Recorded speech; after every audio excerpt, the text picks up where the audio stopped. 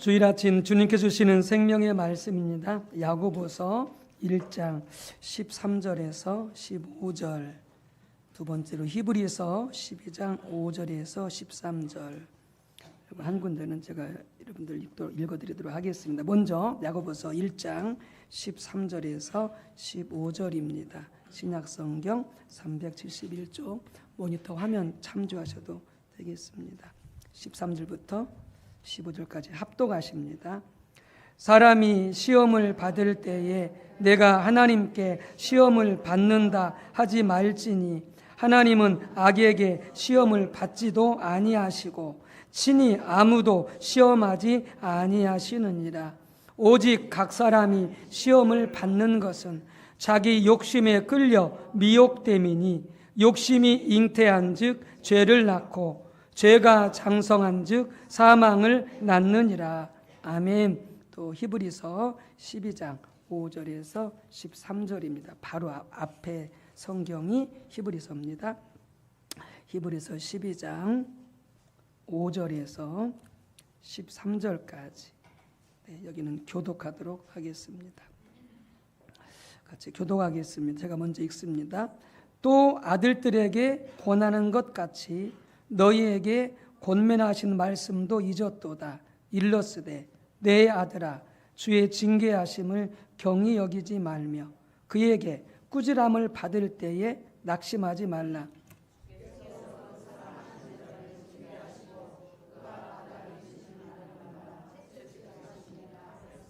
너희가 참음은 징계를 받기 위함이라.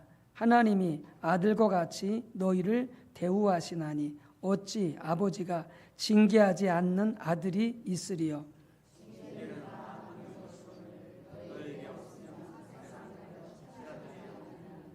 또 우리 육신의 아버지가 우리를 징계하여도 공경하였거든 하물며 모든 영의 아버지께 더욱 복종하며 살려하지 않겠느냐.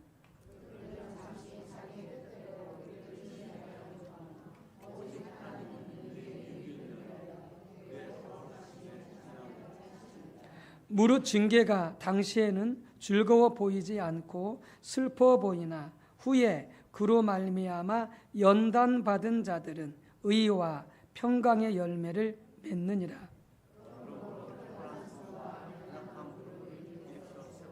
너희 발을 위하여 곧은 길을 만들어 저는 다리로 하여금 어그러지지 않고 고침을 받게 하라. 아멘. 한 군데 더 보겠습니다. 제가 읽어드리겠습니다. 그냥 들으시기 바랍니다. 신명기서 8장 2절, 5절, 16절 이렇게 제가 읽어드리도록 하겠습니다. 신명기 8장 2절 말씀입니다. 내 하나님 여호와께서 이 40년 동안에 내게 광야길을 걷게 하신 것을 기억하라. 이는 너를 낮추시며 너를 시험하사 내 마음이 어떠한지 그 명령을 지키는지 지키지 않는지 알려 하심이라. 5절입니다. 너는 사람이 그 아들을 징계함 같이 내 하나님 여호와께서 너를 징계하시는 줄 마음에 생각하고. 16절입니다. 내 조상들도 알지 못하던 만나를 광야에서 내게 먹이셨나니 이는 다 너를 낮추시며 너를 시험하사 마침내 내게 복을 주려 하심이었느니라. 아멘. 경배와 찬양 함께 참여하는 모든 한 분 한 분들 우리 임마누엘 찬양단 축복합니다.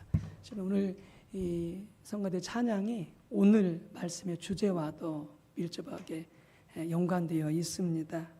귀한 찬양 함께 영광 올려드리고 또 우리 임마누엘 찬양 또 함께 찬양할 때에도 오늘 주제와 같은 말씀의 찬양으로 또 하나님 앞에 영광 올려드리겠습니다. 얼마나 감사한지 모르겠습니다. 두 종류의 시험, 이런 제목입니다. 시험. 신앙생활을 하다 보면 반드시 우리에게 찾아오는 것이 무엇이냐? 시험입니다. 시험거리. 오늘 말씀을 통해서 나눠볼 때에 실은 한 사람도 지금 이 시험을 안 겪고 있는 사람은 없습니다. 본인이 모를 뿐입니다.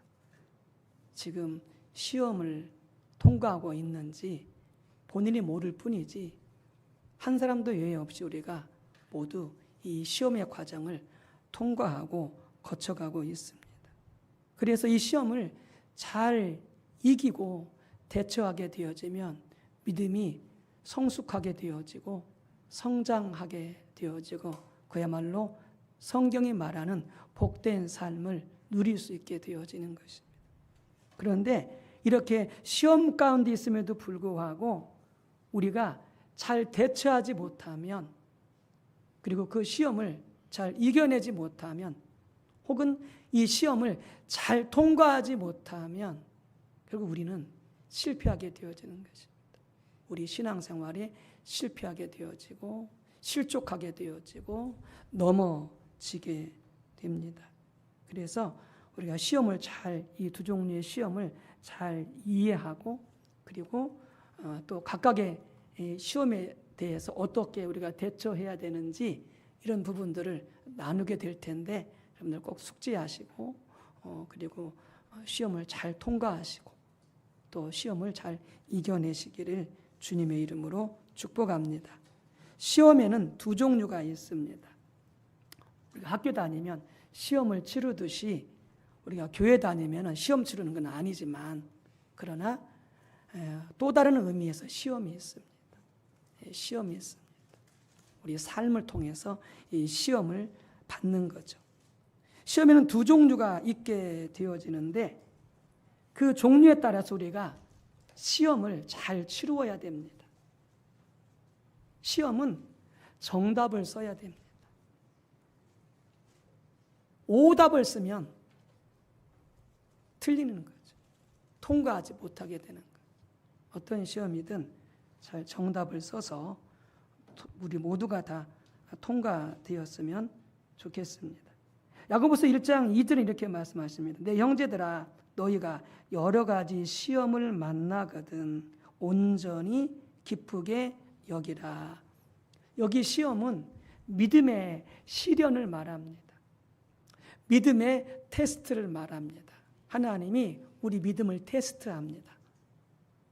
우리 믿음이 몇 점인지 시험하십니다. 우리가 보는 것 가지고 알 수 없습니다. 아무리 기도 많이 하고요, 아무리 열심히 예배 드리고요, 그 모든 것이 정말로 중요하지만 그럼에도 불구하고 믿음이 빵점인 사람이 있습니다. 뭘 보면 아느냐?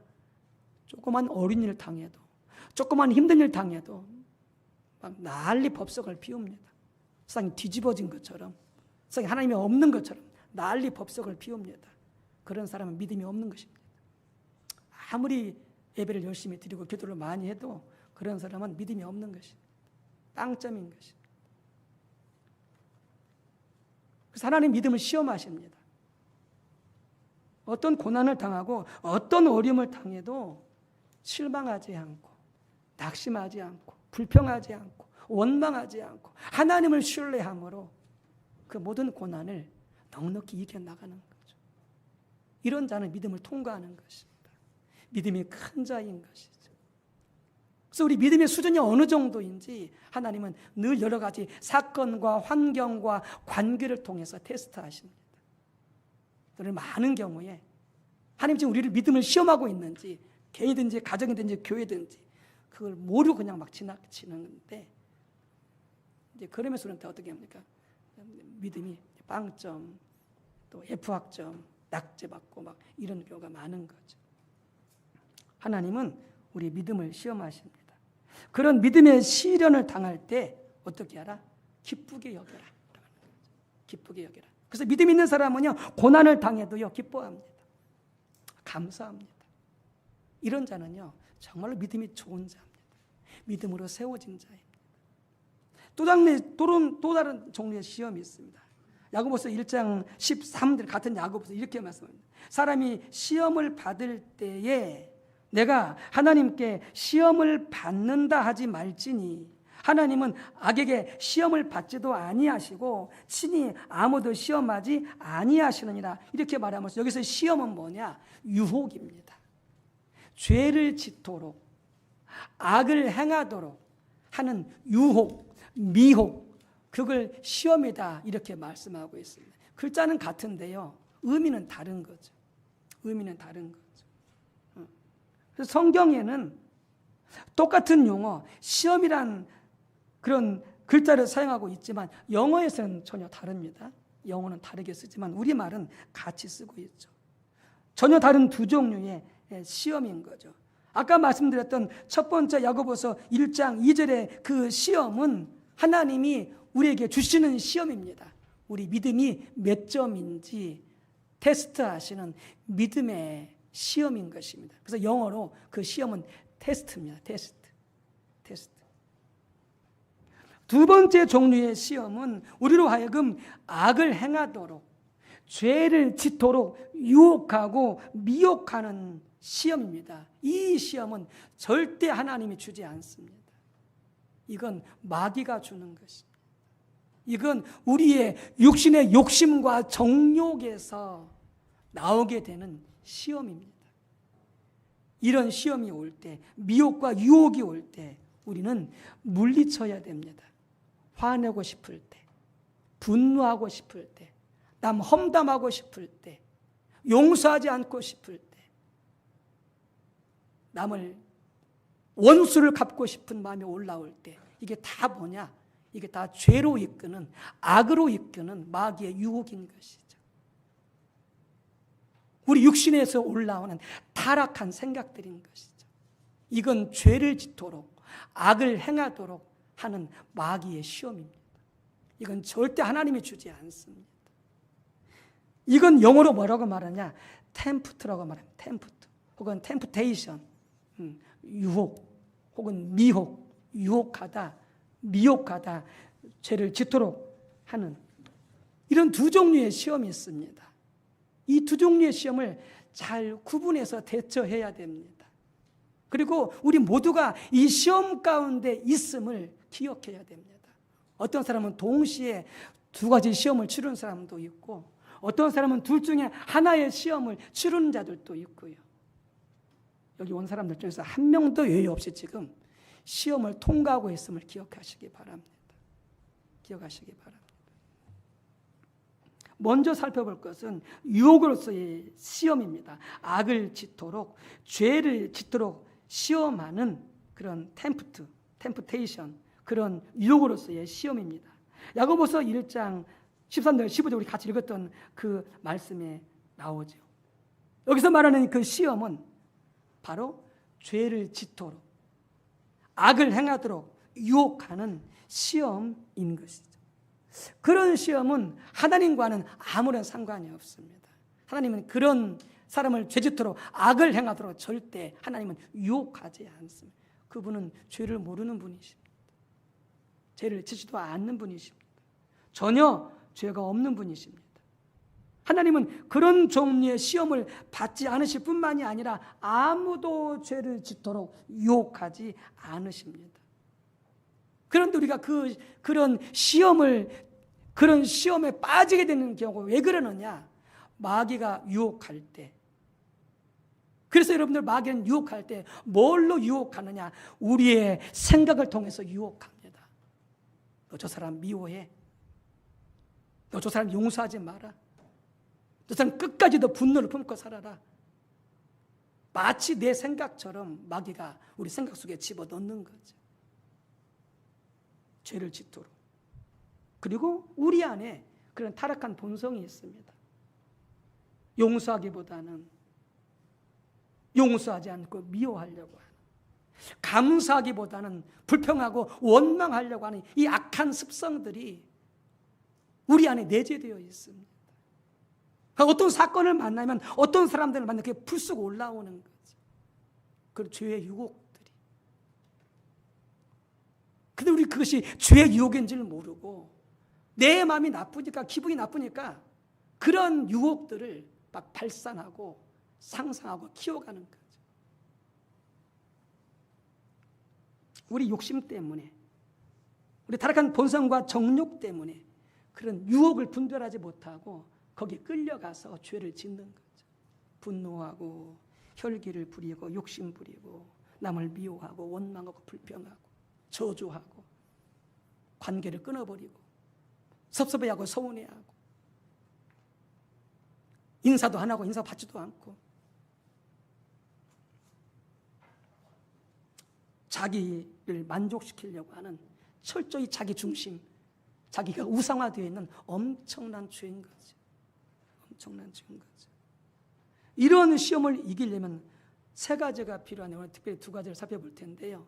예배와 기도와 말씀에 전념하셔야 됩니다. 예배와 기도와 말씀에 전념하셔야 됩니다.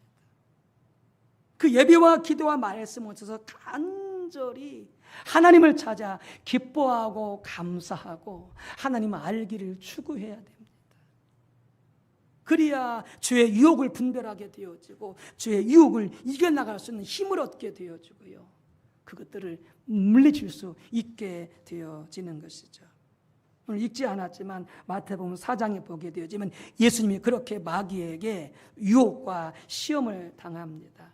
4장에 보게 되어지는 대표적인 구절 세 절만 읽어보면 이렇습니다. 그때에 예수께서 성령에게 이끌리어 마귀에게 시험을 받으러 광야로 가사 40일을 밤낮으로 금식하신 후에 기도하신 거죠. 금식하시면서 줄이신지라. 시험하는 자 마귀입니다. 예수께 나와서 이르되 내가 만일 하나님의 아들이거든 명하여 이 돌들로 떡덩이가 되게 하라. 예수께서 대답하여 이르시되 기록되었으되 성경 말씀을 인용하고 있습니다. 사람이 떡으로만 살 것이 아니요 하나님의 입으로부터 나오는 모든 말씀으로 살 것이라 하였느니라 하시면서 마귀의 유혹을, 죄짓게는 마귀의 유혹을 하나님의 말씀으로 물리치는 것을 보고 있습니다. 40일 동안 금식 기도하면서 기도하고 있었습니다. 성령 충만했습니다. 그렇게 기도와 성령 충만, 말씀으로 마귀의 시험과 마귀의 유혹을 이길 수가 있게 되었던 것이죠. 예수님이 마귀에게 시험을 받으신 것이죠. 하나님의 뜻을 알고 하나님의 목적을 분별해서 철저하게 하나님께 순종하는 삶을 살지 못하게, 그래서 하나님을 시험하고 자기 목적을 위해서, 자기 영광을 위해서, 자기 어떤 기분을 위해서 마귀의 방법을 따라 살도록 유혹한 게 마귀의 시험이었습니다. 마귀의 시험이었습니다. 이 돌들로 떡덩이를 만들어 봐라. 예수님은 능히 하실 수 있습니다. 그런데 예수님은 자기 뜻대로 하지 않습니다. 할 수 있음에도 불구하고 자기 뜻대로 하지 않습니다. 하나님의 입에서 나오는 말씀을 따라합니다. 하나님의 뜻을 따라합니다. 마귀는 자꾸 우리에게 유혹합니다. 네 하나님 뜻대로 살지 말고 네 뜻대로, 네 기분대로, 네 감정대로, 네 마음대로 살아라. 마귀는 유혹합니다. 네 기분 나쁘잖아. 이게 발산해. 속 터지니까.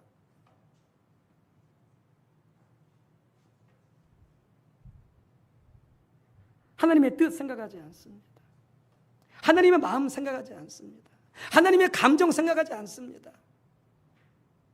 내 기분대로, 내 멋대로, 내 생각대로, 내 감정대로, 내 뜻대로 말하고 발산하고 감정을 풀어냅니다. 이게 마귀의 유혹입니다. 화가 나도, 분노가 치밀어 올라도, 속상해도 우리는 하나님께 물어야 됩니다. 주님, 이 상황 속에서 내가 어떻게 해야 됩니까? 미쳐버리겠으면 속이 터져 온 간슬게 다 녹아내립니다. 이 상황 속에서 주님, 내가 어떻게 해야 되겠습니까? 주님, 어떻게 하라고 말씀하시겠습니까? 그래, 치고받고 싸워라. 상대방의 코를 납작 낮춰라. 그렇게 말씀하시겠습니까? 내가 너를 용서하는 것처럼, 내가 너를 어떻게 용서했느냐, 내가 너를 용서한 것처럼 너도 용서해야 돼. 네가 품어야 돼.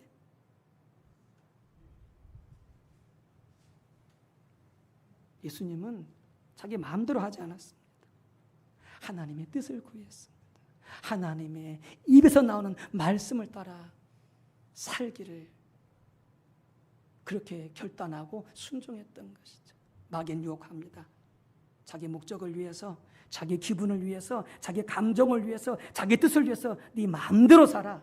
그게 마귀를 따라 죄짓고 시험 짓는 유혹으로 빠지는 길인 것이죠. 이런 마귀의 유혹에 대해서 예수님께서는 성령 충만해서 말씀으로, 기도로 마귀를 물리치셨습니다. 그래서 말씀은 뭐냐? 성령의 검입니다. 에베소서 6장 17절 말씀입니다. 이 성령의 검은 그냥 말씀을 암송해서 갖다 붙인다고 성령의 검이 되는 게 아닙니다. 기도하고 하나님을 찾고 그리고 하나님을 간절히 찬양하며 경배할 때에 마귀를 유혹을 이길 수 있는 말씀을 하나님이 성령으로 우리에게 주시는 것이죠. 그게 성령의 검입니다. 마귀의 유혹을 이길 수 있는 그걸 무장하고 있어야 됩니다. 그게 없으면 어떻게 합니까? 우리는 무너집니다. 마귀가 공격해 와도 무찌르지 못하고 같이 마귀와 한패가 돼가지고 많은 죄를 짓게 되어지는 것입니다. 기도해야 됩니다. 예수 제자들에게 말씀하셨습니다. 그들에게 마귀가 시험할 것을 말씀하셨죠. 누가복음 22장 31절 시몬아 시몬아 보라 사탄이 너희를 밀가부르듯 하려고 요구하였으나 요구하는 거죠. 마귀는 제자들이 죄를 지어서 주님을 떠나도록 유혹한다고 하는 것이죠. 근데 예수님 뭐라고 말씀하셨습니까? 마태복음 26장 41절 너희는 시험에 들지 않게 깨어 기도하라.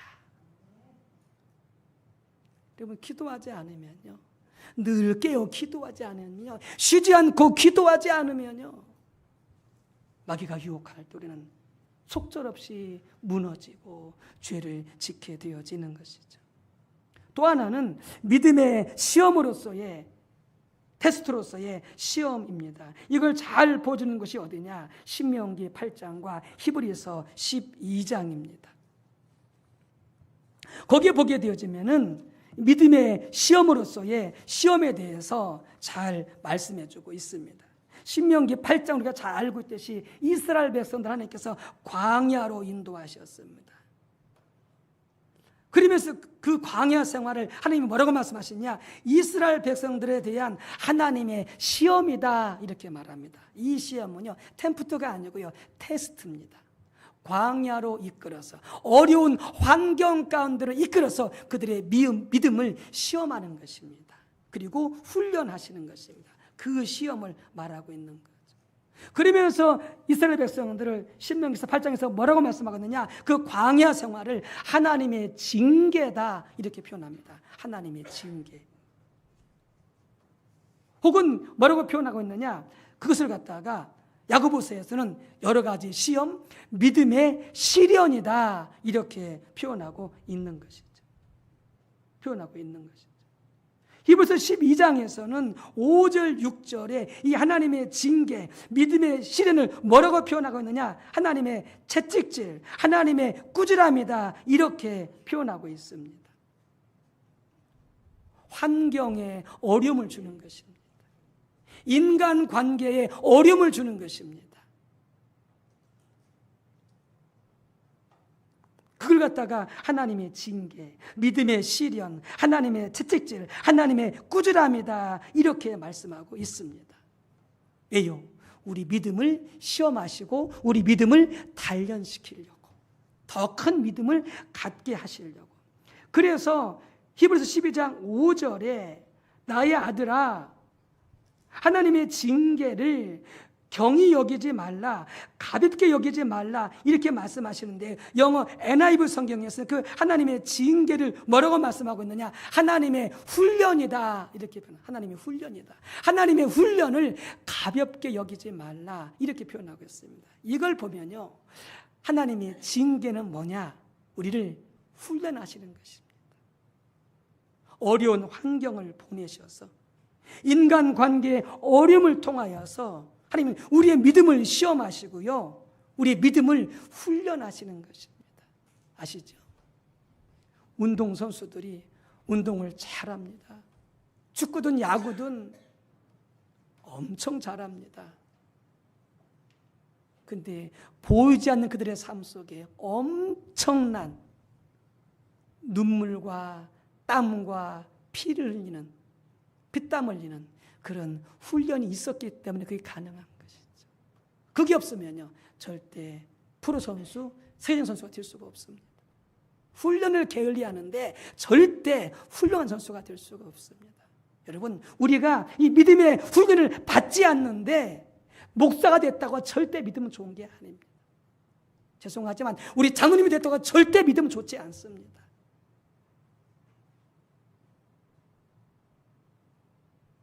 믿음과 직분은 아무 상관이 없습니다. 아무 상관이 없습니다. 직분이 우리 믿음을 대변하지 않습니다. 직분이 없어도요, 이 믿음의 훈련을 잘 통과하는 사람이 믿음이 좋은 사람입니다. 이 믿음의 훈련을 잘 통과하셔야 됩니다. 하나님의 징계를 잘 통과하셔야 됩니다. 고난당할 때, 인생에 눈물이 있을 때, 인생에 어려움이 있을 때, 인생에 배고픔이 있을 때, 인생에 실패가 있을 때, 고난이 닥쳐올 때, 이때 우리는 훈련을 잘 받아야 됩니다. 하나님의 인도하심을 따라. 그래야 우리의 믿음이 자라게 되어지고요, 우리 믿음이 성장하게 되어지고요, 성숙하게 되어지는 것이죠. 고난을 만날 때마다 불평합니다. 내가 남편을 잘못 만나가지고, 내가 장로님을 잘못 만나가지고, 내가 목사님을 잘못 만나가지고, 내가 부인을 잘못 만나가지고, 내가 자식을 잘못 만나가지고, 내가 부모를 잘못 만나가지고, 줄줄이 하나님의 믿음의 훈련의 과정을 다 실패하고 있는 것입니다. 그런 분들이 절대 믿음이 자라지 않습니다. 불평을 입에 달고 사는 사람, 절대 믿음이 없는 사람들입니다. 믿음이 자라지 않습니다. 그 꼴로 평생을 살다 끝납니다. 주의 할지 모르지만 불평하지 마십시오. 원망하지 마십시오. 다 내가 부족해서 된 일임을 기억하십시오. 선포합시다. 내가 부족해서, 내가 연약해서, 내 탓입니다. 자신을 돌아보십시오. 성찰하십시오. 내가 지금 바르게 살고 있는지, 주의 길에 바르게 가고 있는지, 주의 뜻대로 살고 있는지 자신을 먼저 돌아보셔야 됩니다. 남 손가락질하기 전에, 남에서 불평하고 화내기 전에. 믿음이 좋은 사람들은 항상 자신을 먼저 성찰합니다.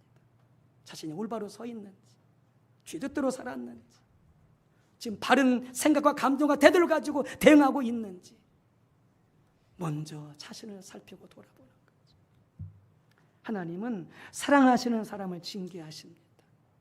그래서 뭐라고 말씀하셨냐? 하나님은 하나님의 징계가 없다, 인생 가운데 고난과 어려움이 없다, 그런 자들은, 하나님 뭐라고 말씀하시냐? 그런 자들은 하나님의 사랑하신 자녀가 아니다, 이렇게 말씀하십니다. 이와 같습니다.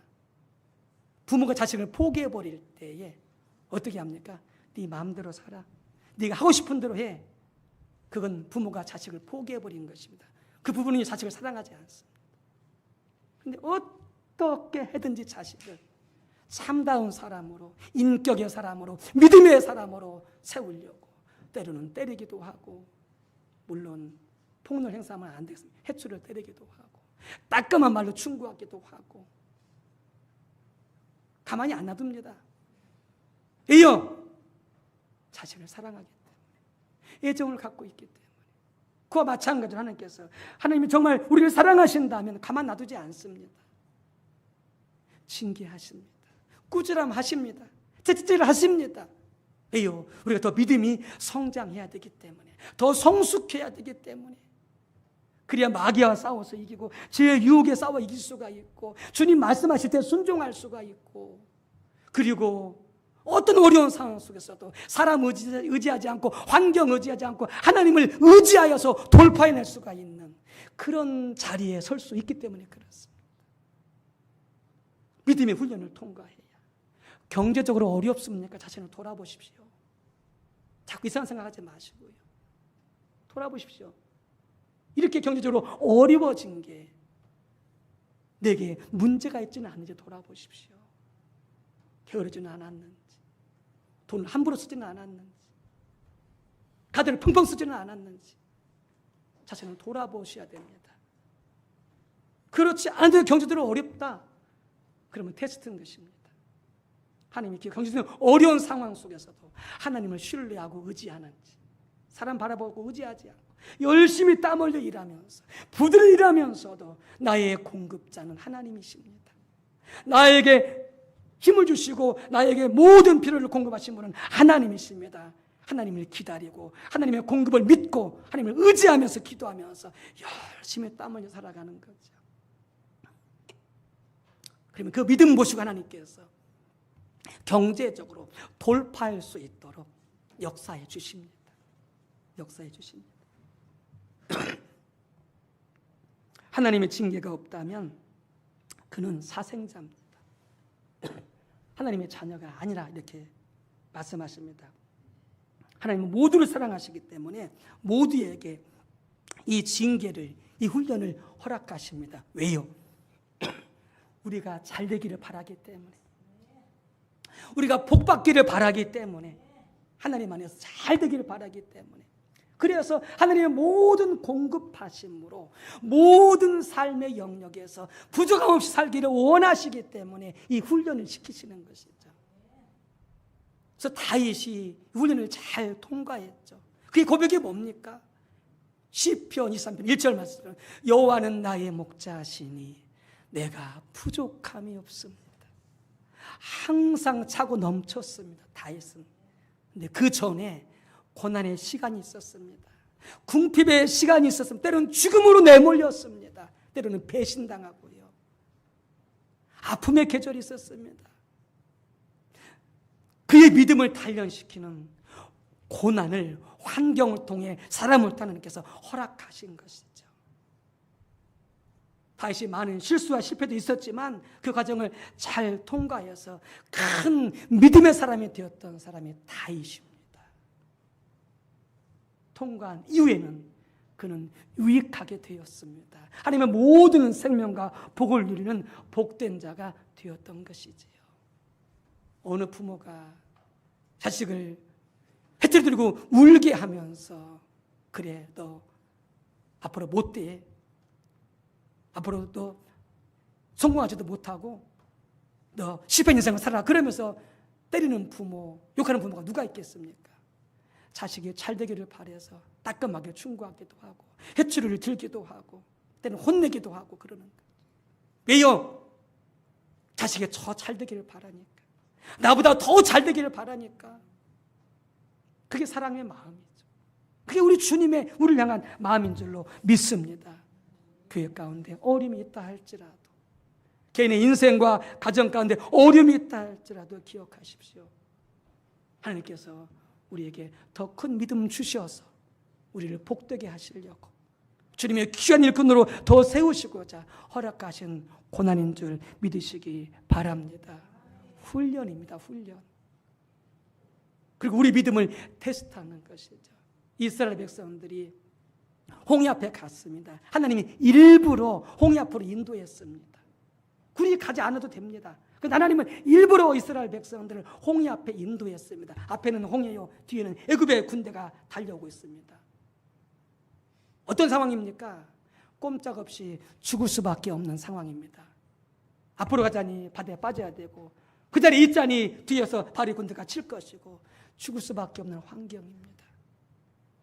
그 어려운 환경 속에 하나님이 이스라엘 백성들을 집어넣은 것입니다. 왜요? 그들의 믿음을 시험하려고, 그들의 믿음의 점수가 몇 점인지 알아보려고, 그리고 그들의 믿음을 키우기 위하여서 지켜보는데 이 사람들이 난립니다. 왜 우리를 애굽에서 건져내가지고 이렇게 끌어내서 이곳에서 죽게 만드냐, 애굽 땅에 무덤이 없더냐 하면서 불평하고 원망하고 난리법석입니다. 그런데 하나님은 그런 상황 속에서도 이스라엘 백성들이 하나님을 의지하기를 원하셨습니다. 하나님을 바라보기를 원하셨습니다. 그들을 구원하시는 하나님을 바라보고 잠잠히 기다리면서 하나님 어떻게 해야 될까요? 하나님 앞에 묻기를, 하나님의 지도를 받기를 하나님은 원하셨던 것이죠. 죽게 됐다고 망하게 됐다고 난리 법석입니다. 시험에 통과하지 못했습니다. 빵점입니다. F학점입니다. 그런 과정을 하나님은 10번이나 이스라엘 백성들에게 허락하셨습니다. 그 어려운 환경들을 허락하셨습니다.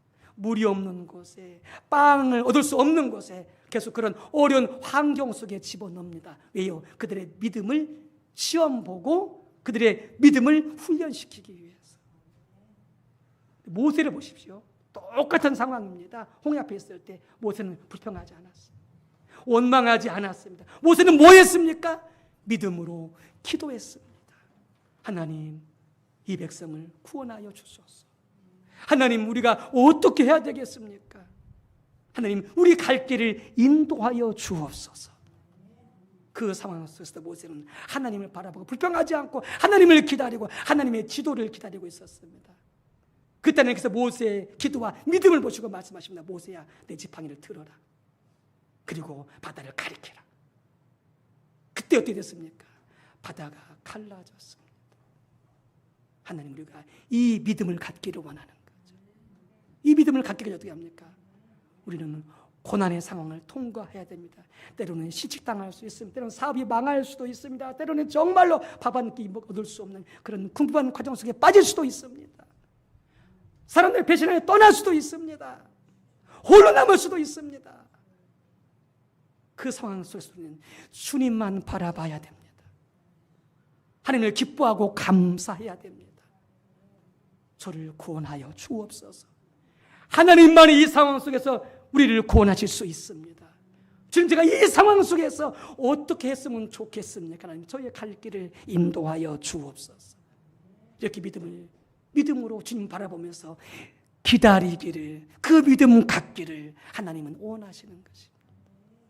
그런 과정을 통해서 우리가 믿음이 자라게 되어지는 것이고, 그리고 주님께서 또 시험하실 때 그 믿음을 통과하게 되어지는 것이죠. 그러면 모든 일들이 형통하게 되어집니다. 그 믿음을 가졌는데 어떤 불가능했어도 다 형통하게 되어지는 것이죠. 왜요?